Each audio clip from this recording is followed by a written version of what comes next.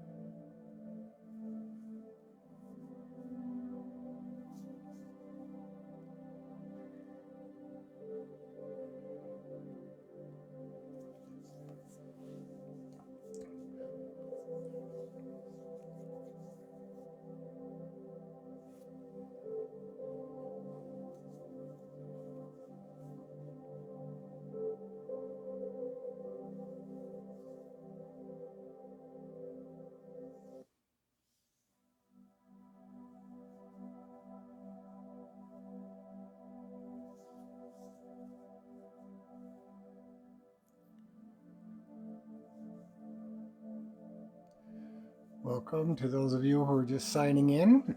We'll give it another minute or so before we get started with tonight's Zen Times.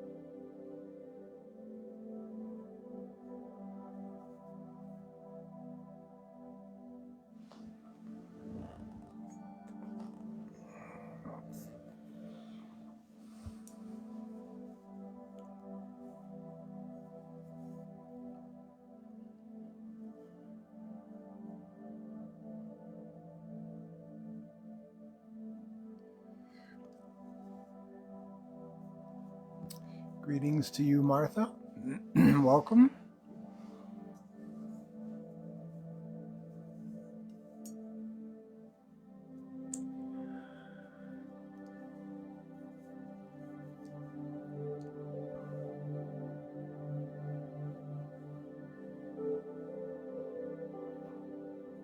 Good evening, Karen.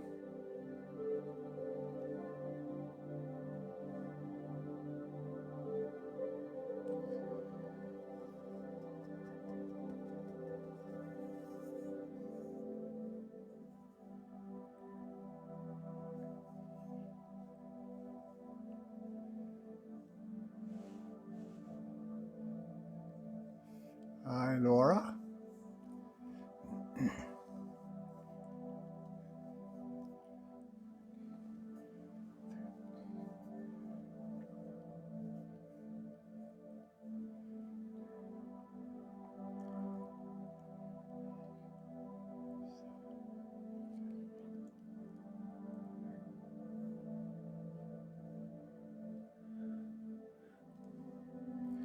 Okay, while people are continuing to sign in,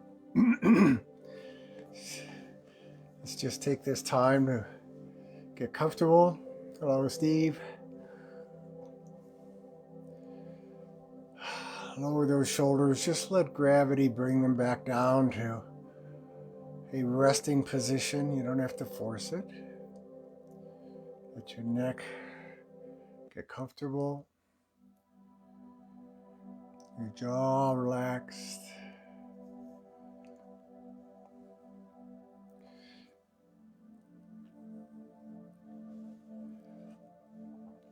And just bring your attention to your physical presence, where you're sitting or laying or wherever you might be. And just feel that physical space that you occupy. Notice the support of the chair, the cushion, or the floor. And just rest, allowing the muscles just to, in their own accord, release the stresses and tensions of the day.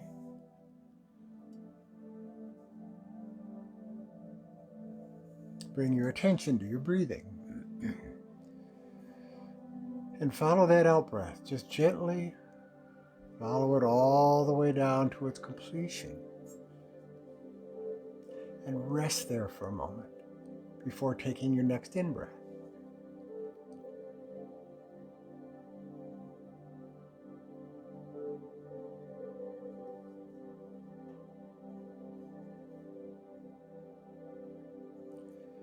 This allows you to bring your awareness and your attention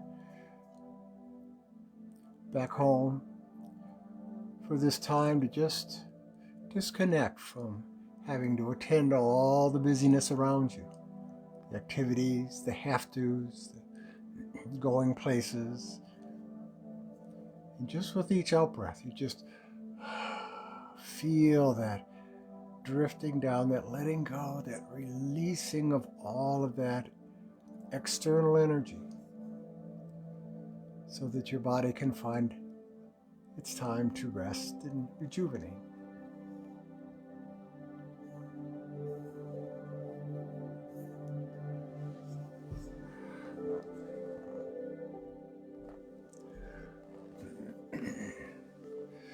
Now ring the bowl 3 times and just allow the drifting of the sound of the bowl back to silence. Invite you to come back to a place of silence and calm so that you can be relaxed and open to what our time together can offer.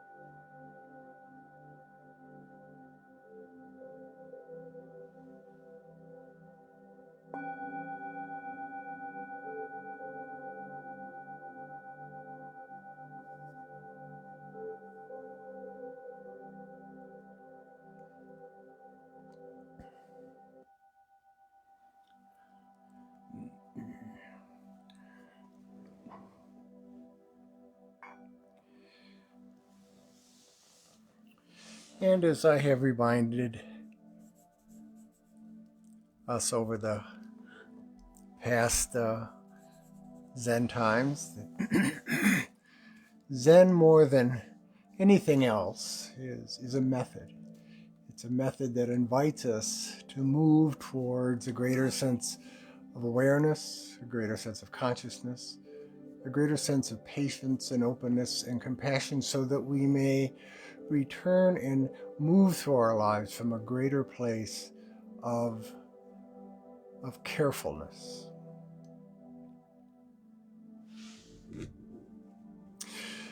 And tonight we have the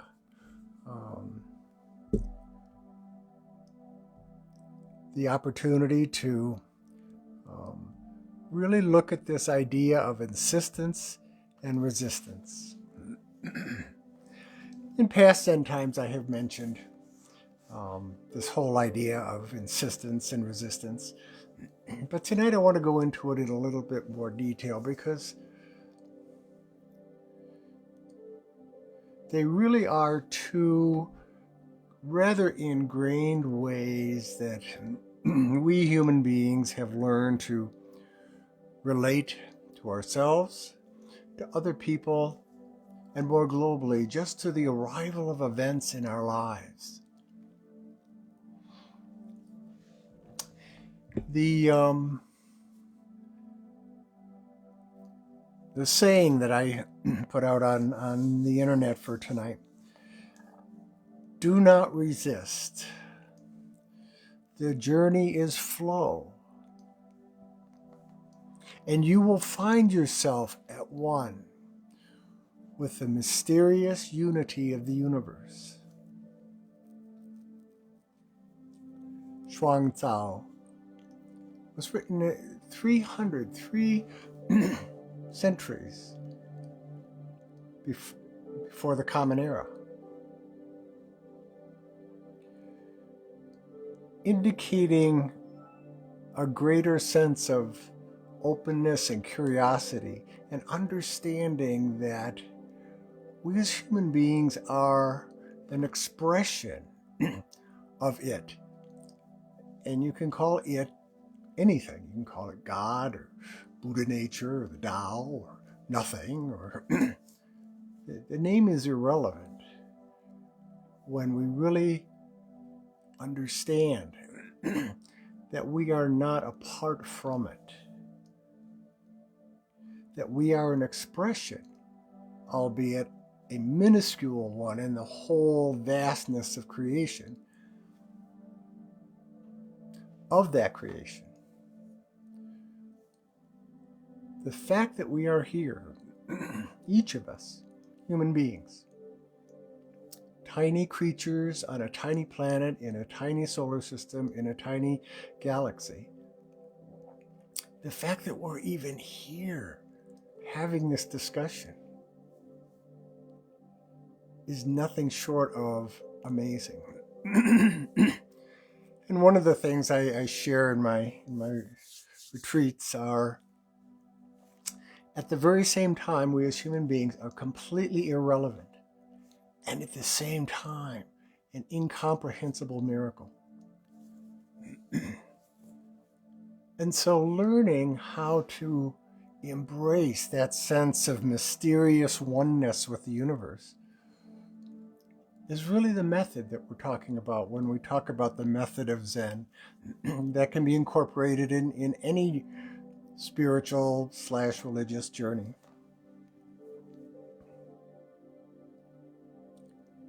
To remind ourselves that we are, as minuscule as we are, an expression of that. Just mind-boggling when we gain more and more understanding of what surrounds us, both cosmically out into the universe, all the way down to the very smallest particles of matter that may only exist for a amazingly small period of time, that we've been invited to this dance. So I want to start out with talking about insistence. I use the metaphor of the child in the store who sees a toy that she wants and insists on wanting the toy and what have you. And if things don't go according to the plan in her mind, she may just sit down and resist. I'm not going anywhere, whatever it might be. Well, we as adults aren't all that much different. We're more sophisticated most of the time, but we're not all that much different. So why looking at insistence and resistance? I have found that it is, personally as well as in working in retreats and what have you, that it's a helpful method for recognizing when we have taken ourselves out of the picture. It's a helpful method for recognizing when our ego has stepped in and says, yes, but I'm in charge here, and I'm going to impose my idea of how it should be on the way things really are.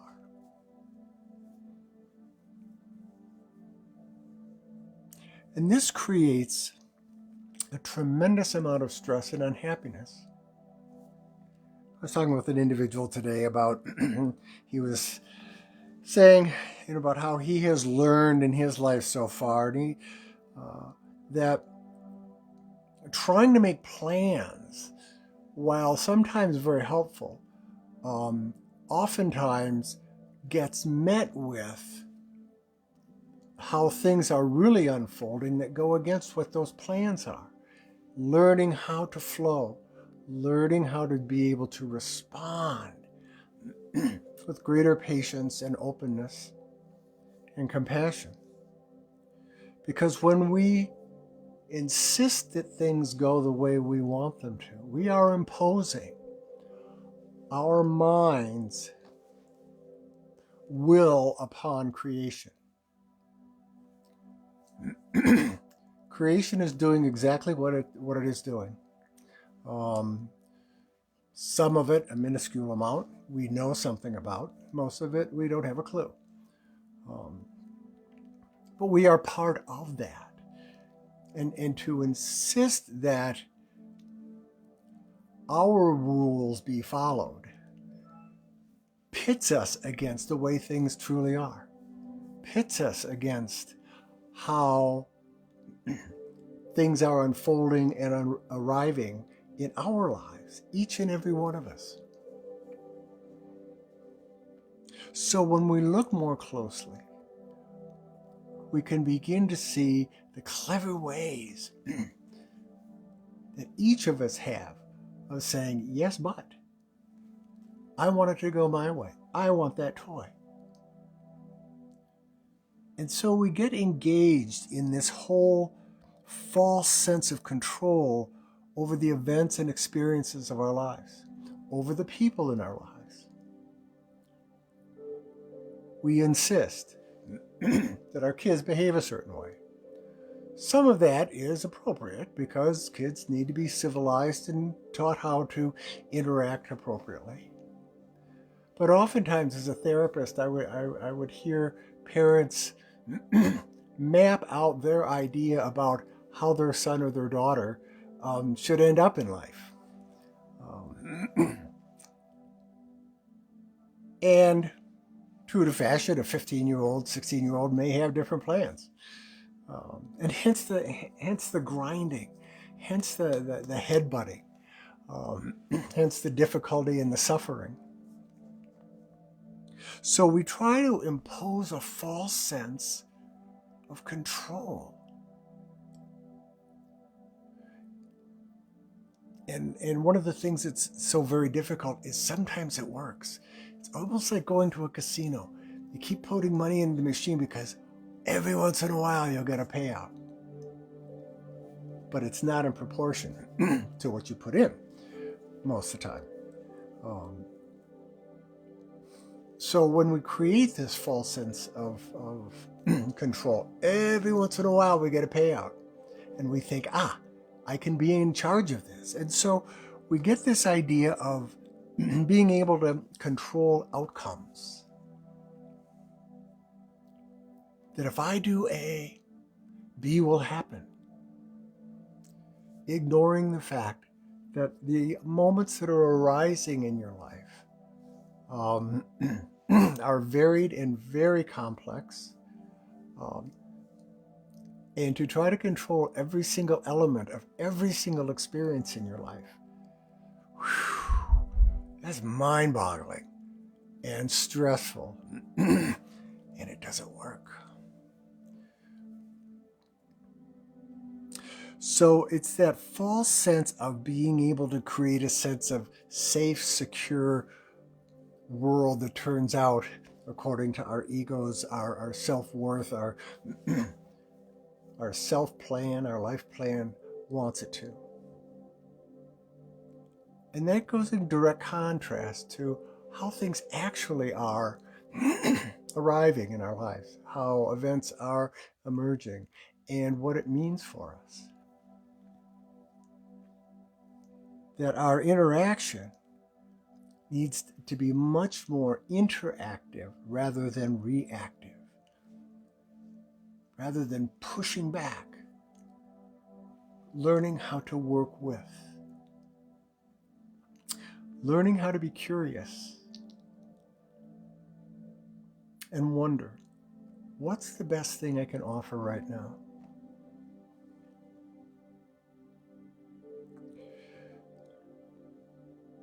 Let's move to the notion of resistance.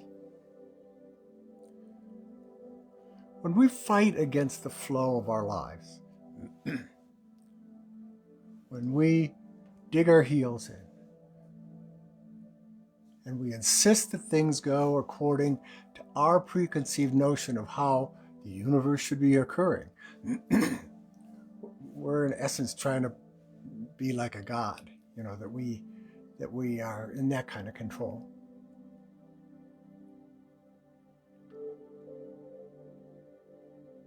So when we're resisting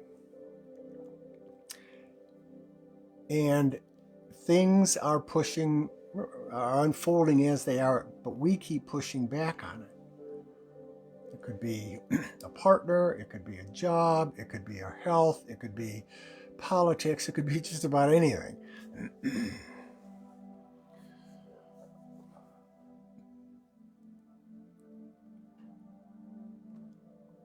Then we dig our heels in and we say, no, I'm not going to move.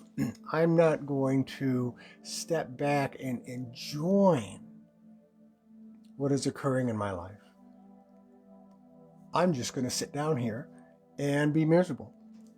I'm going to be angry. I'm going to be resentful. I may want to numb out on the computer or with chemicals. Any number of things. That is, in essence, our way of saying, if I don't get my way, I'm not going to participate. I'm not going to be part of this.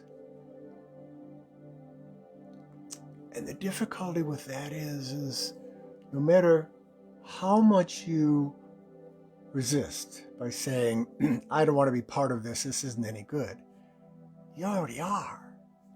You already are. You're just making it so much more difficult when you say, if it doesn't happen my way, if I didn't get that promotion, or if I didn't get that appreciation, or if my health isn't the way I want it to be, or retirement isn't what everybody promised, or blah, blah, blah, and all those kinds of things,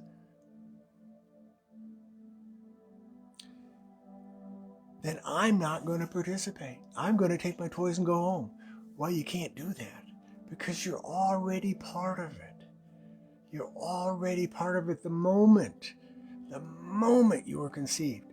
The moment your parents were conceived, the moment their parents were conceived, and on and on and on.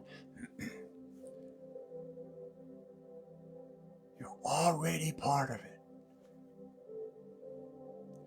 And so to insist that things go in accordance to our limited plans, not recognizing how things actually are, and then resisting, refusing to be part of it when we already are, places us at great odds emotionally, physically, and spiritually, because we forget that we are an expression of that divine, that something larger, that God, that universe, that Tao, whatever you wish to call it.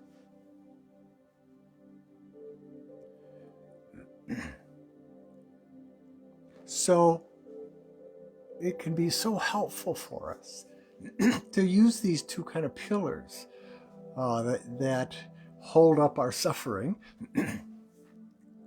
as indications of when we have walked out of the dance, when we have refused to participate in something we're already participating in, but we're just fighting back against it. Listen to our self-talk. What are we telling ourselves about how things are occurring in our lives? Relationships, health, job, money, politics, whatever it might be. What is the underlying message that in essence says, I want it my way. I want it my way. I want my kids to be a certain way. I want my partner to act a certain way. I want my health to be a certain way.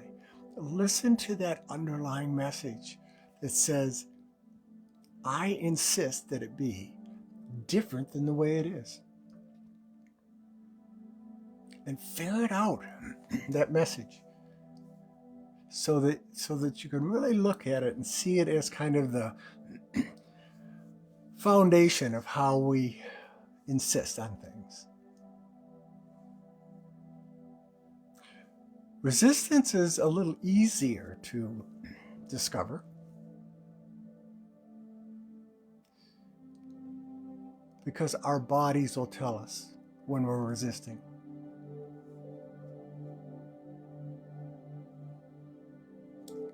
That, excuse me, our shoulder tension, our jaw tension, our headaches, our digestive upset will tell us that our bodies are tensing up and refusing to participate. Because our insistence says, nope, can't be this way. This isn't fair, this isn't right, this isn't what I wanted. A, B, C, and D, the whole list goes on. We all have our own. And then our body goes and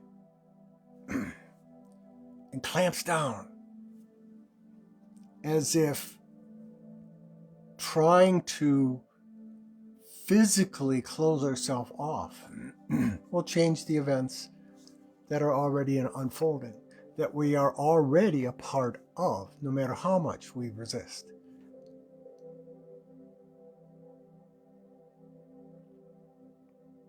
So we really begin to look at this and we forget the idea that our journey is to move with the flow because it's happening anyway. And if we don't participate because of our insistence, then we will resist, creating a great deal of stress, a great deal of unhappiness and conflict.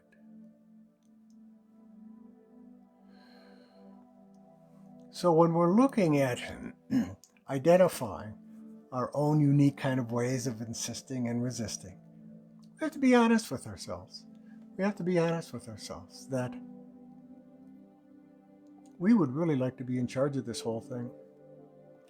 We would really like things to go our way, whatever those things might be, and they're different for all of us. We would like to have that kind of control, that kind of security, maybe? Safety, perhaps? But that's illusory because there really is no security or safety in trying to control the universe, simply because it's impossible. We've been invited to this stance. We didn't create it. What created this is far bigger than we are. We were invited to this. We weren't put in charge of it.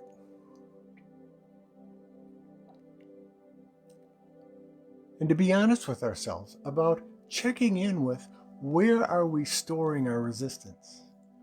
Is it in our stomach? Is it in our neck, our shoulders? Is it in the expression in our face? Is it in our tone of voice? What is it?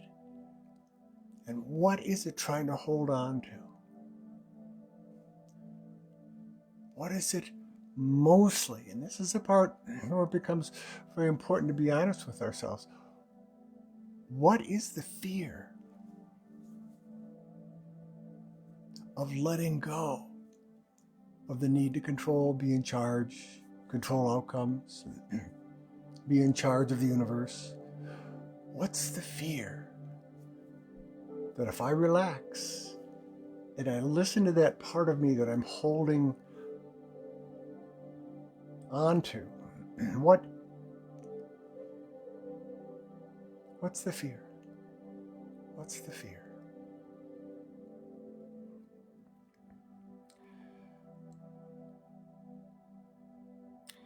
And throughout the centuries, the millennia, the prophets, the teachers, have all been inviting us, reminding us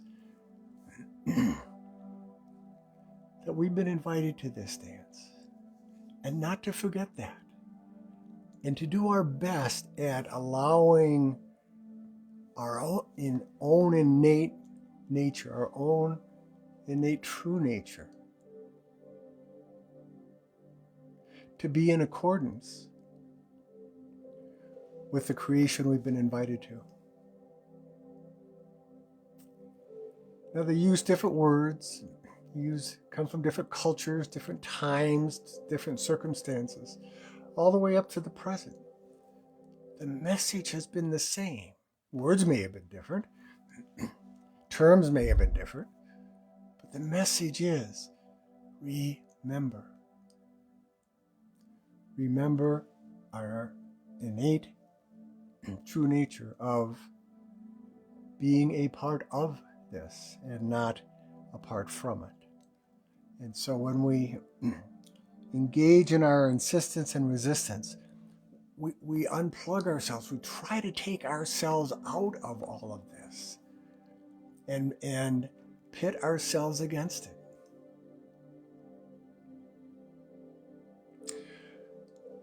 So right now I'd like you to just take a moment, get comfortable. Let gravity, again, invite all of your muscles to relax and let go. I just want to lead you through a meditation.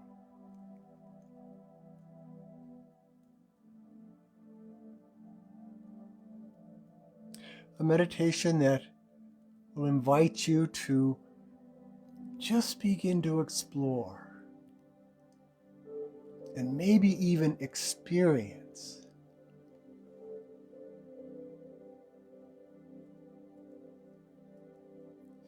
that sense of being a part of it, that remembering that we were invited to this dance. We didn't create this. Boy, that takes a lot of pressure off of us. So then we have so much more to offer from a deeper part, a more genuine, a more heartfelt, compassionate part of our true nature. So let yourself get comfortable. Close your eyes for a few moments. Take that deep breath and just continue to follow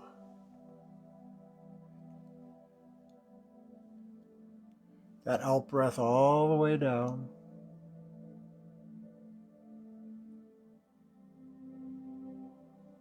And when the mind wanders, because it will, just remember, come back to the out breath. and follow it all the way down, and then rest there for a moment.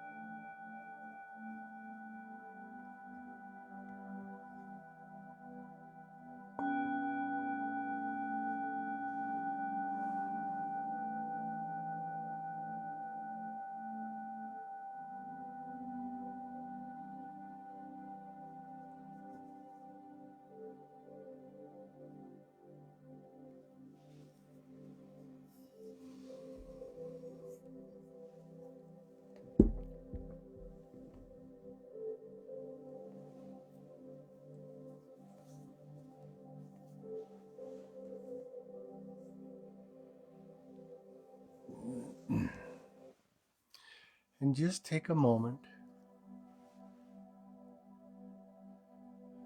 as you rest.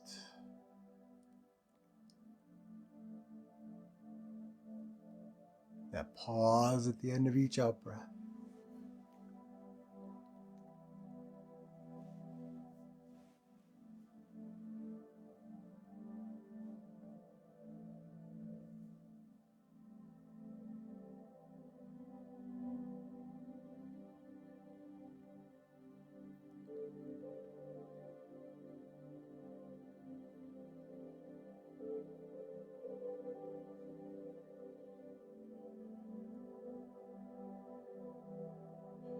To feel, to deeply feel a sense of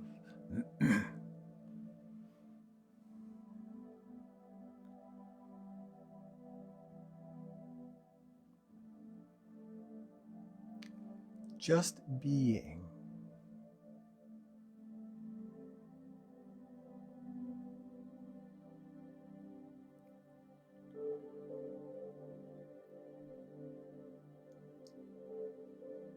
And with each and every out breath, just return to reminding ourselves, what if it was okay?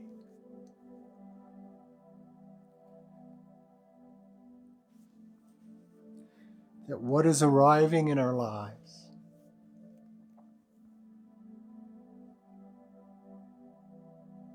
doesn't need fixing, doesn't have to cooperate with our plans, our ideas, our opinions. Just letting that insistence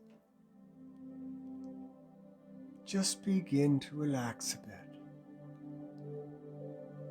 And with each out breath, return to a place of remembering that it is okay.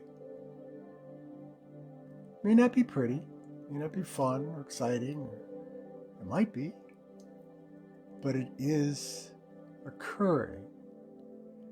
And how are you participating? Not insisting.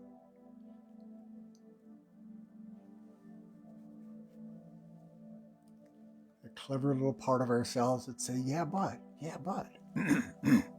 I want to have the last word here. Just relax that insistence.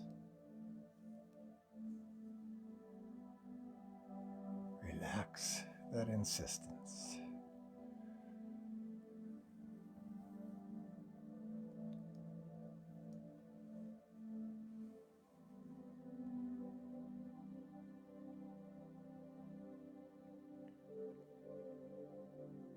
And remember what it is like to be a part of all this. Remember what it is like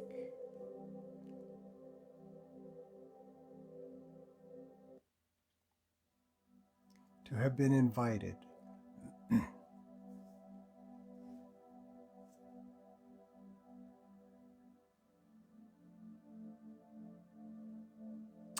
that's all we need to do in our spiritual work, is just stop all the nonsense, all the insisting and blah, blah, blah, blah, blah. And remember, we weren't put in charge of this.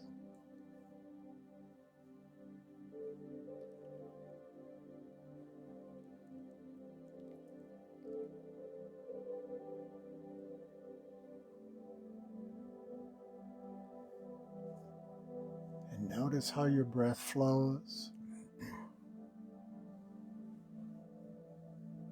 Inhaling and exhaling. And with each exhale, just imagine that you're deflating all of that insistence energy.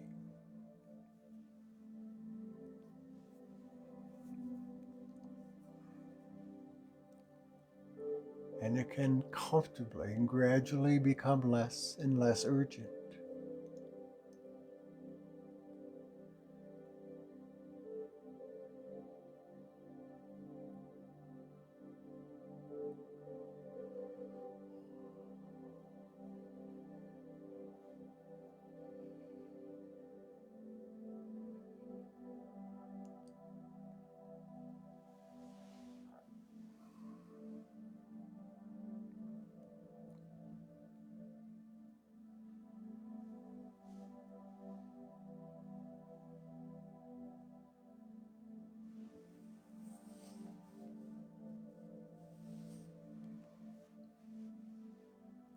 And as all that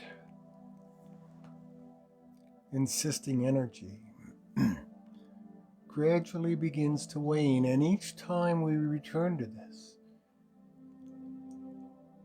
it relaxes that insistence more and more.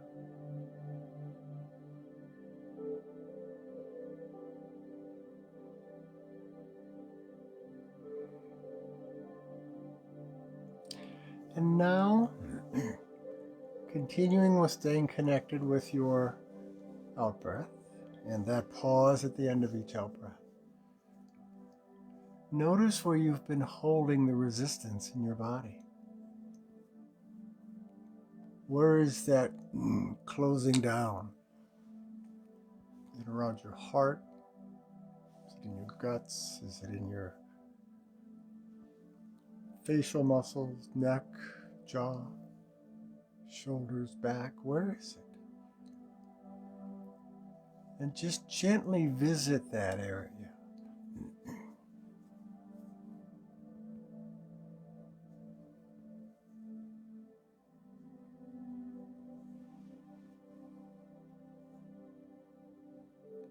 And as your insistence quiets, notice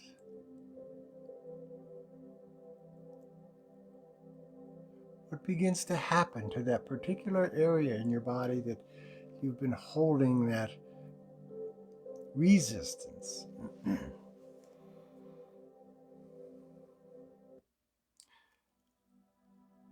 And visit it there with an invitation and a permission.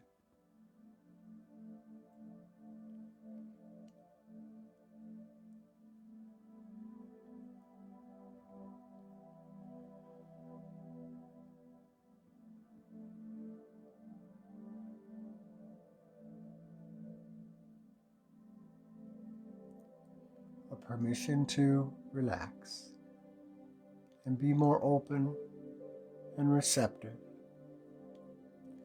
to the flow, so that you will find yourself at one with the universe, with creation, with the divine.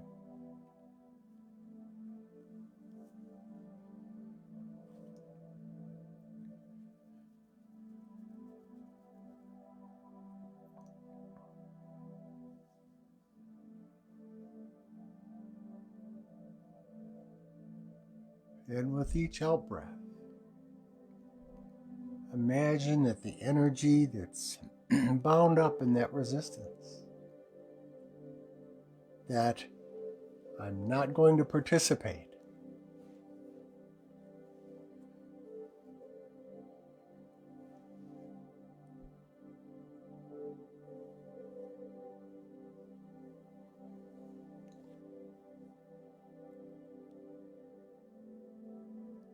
and with each out breath, just offer the opportunity for those cells, those nerves, those tissues that are affected to begin to release,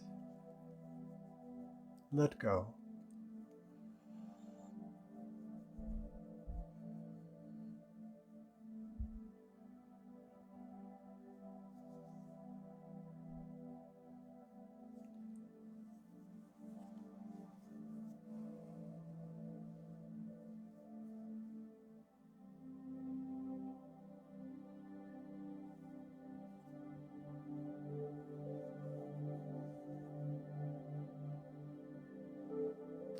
And it's not going to happen all at once. Our path is a journey. It is a flow, a step at a time, mostly forward, sometimes backwards.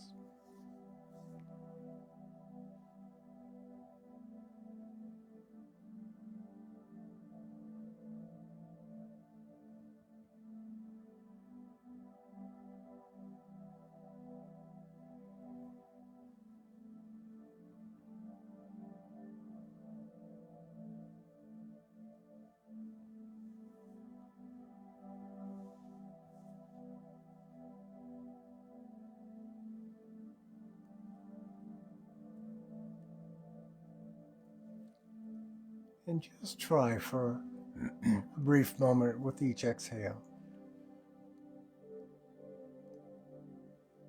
to release that area just a bit.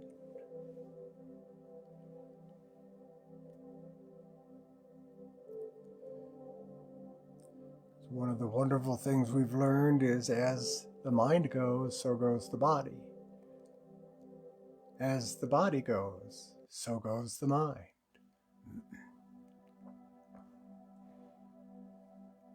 So we have to address both at the same time.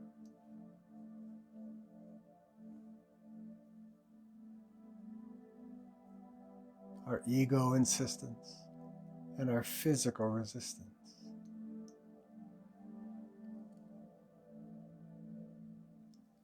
So just imagine with each out breath here, you're deflating that resistance wherever it's been held in your body. Just a little bit at a time.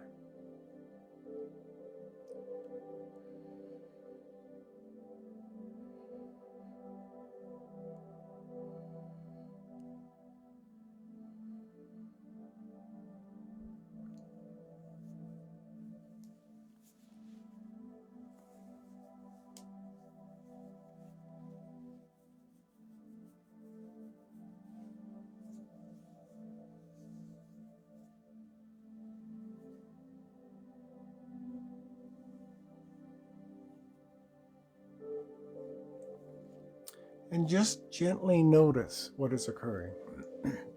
Don't try to think about it or figure it out. Just notice.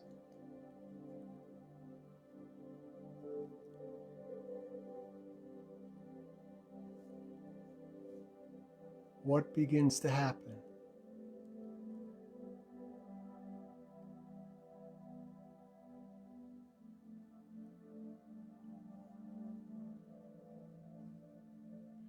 As our methods of insistence and resistance begin to soften.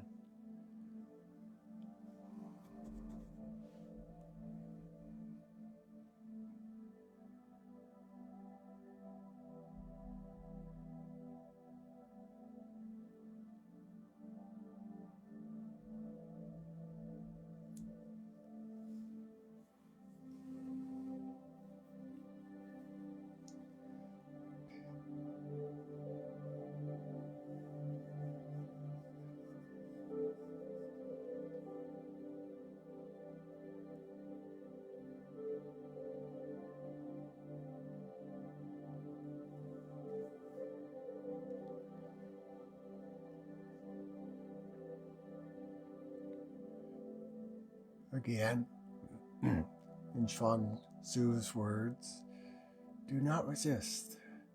The journey is flow, and you will find yourself at one with the mysterious unity of the universe.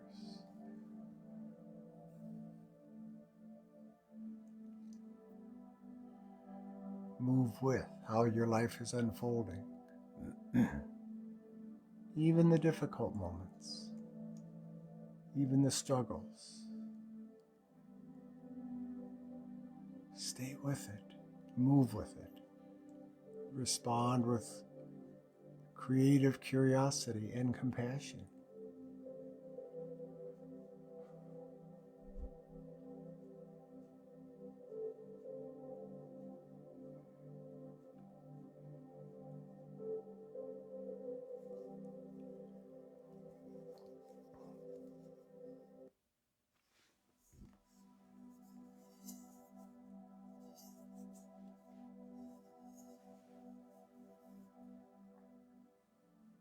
And allow your breath, the out-breath, the pause to remind you.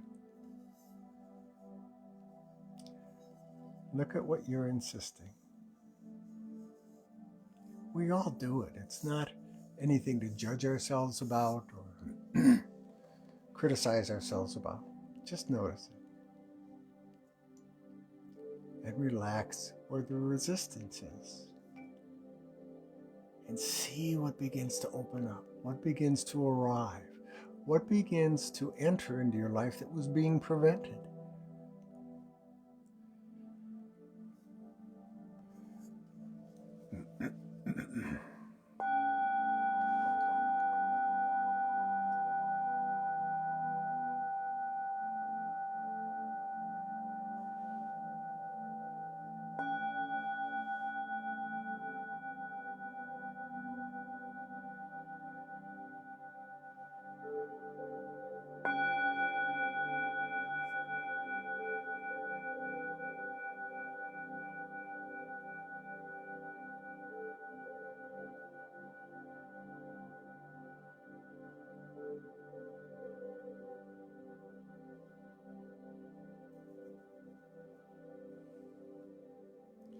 And slowly just let yourself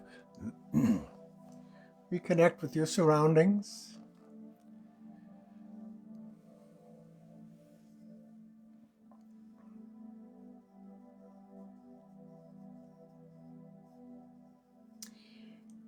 And if any of you would like to share, what did you notice happening? What began to happen as we went through this meditation?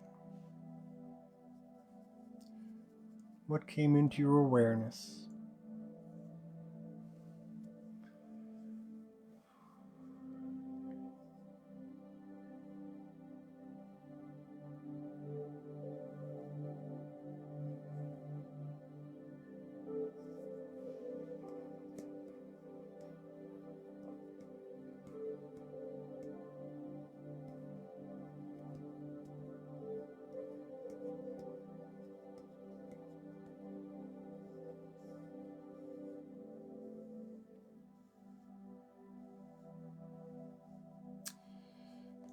To keep in mind that our methods here are simply to clear away the constrictions, to clear away the tightening down, the fear, the reactiveness, and give our hearts and our minds and our bodies some space to return back to our basic essential nature.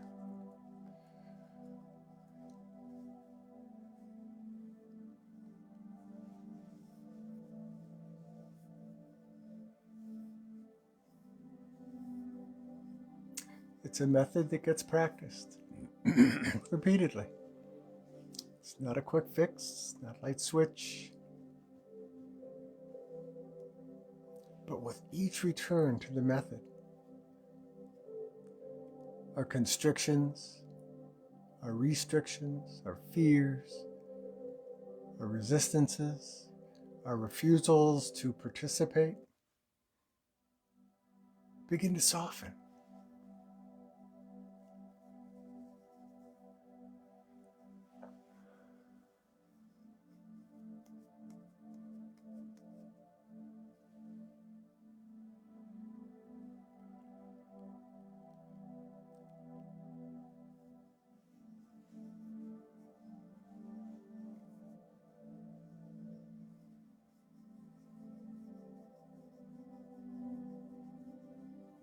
Thank you, Bill.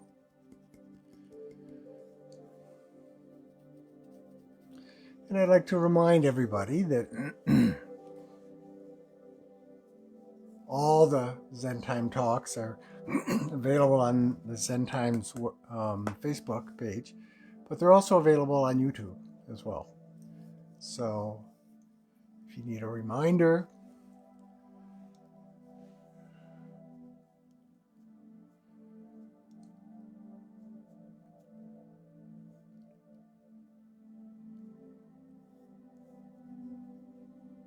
you can dial those up at any time.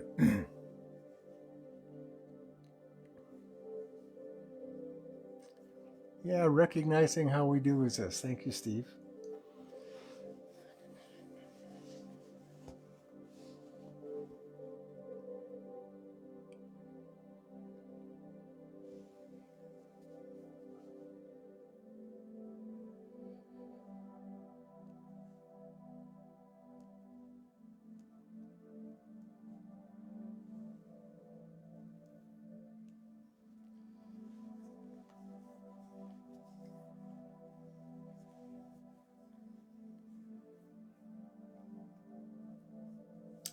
You're welcome, Steve.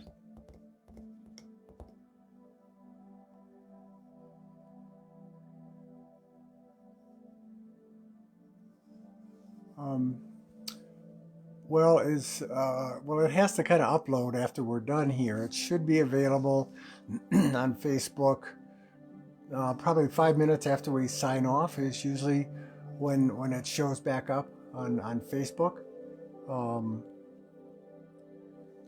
But if it isn't exactly 5 minutes, keep checking back and on the Zen Times website or Facebook site, sorry, and it will be there. Usually, like I said, it usually takes about 5 minutes.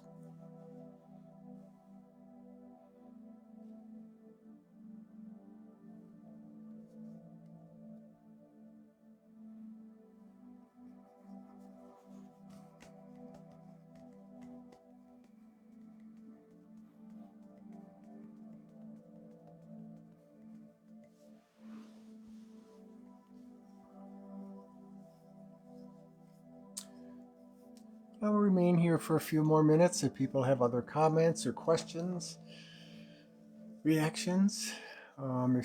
As always, if you have any questions or what have you, feel free to message me, and I'd be happy to respond.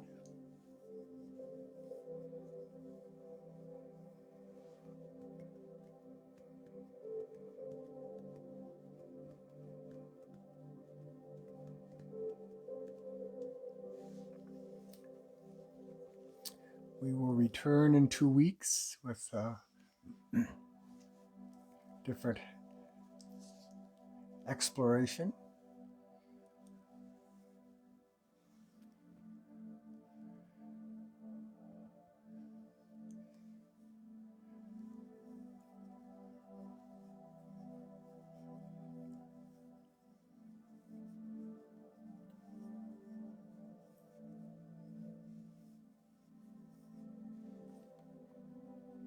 Glad it was helpful.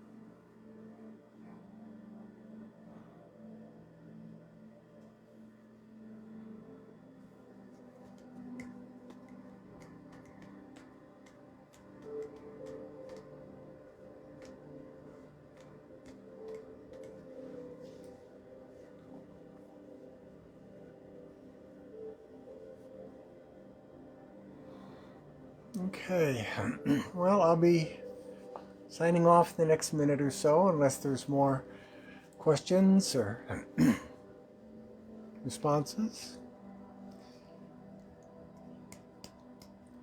Stay well and get through this cold snap here we got going. And as I said, you can find this on the Facebook site or YouTube, and we will reconvene in 2 weeks. Thank you for joining.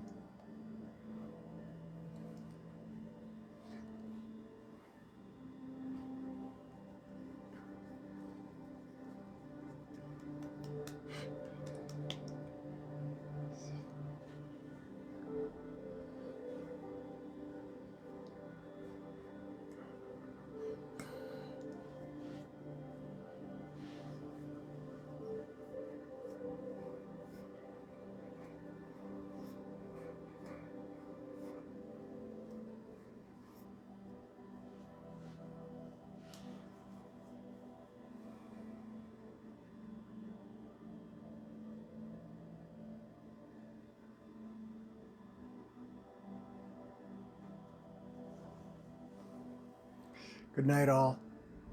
See you again.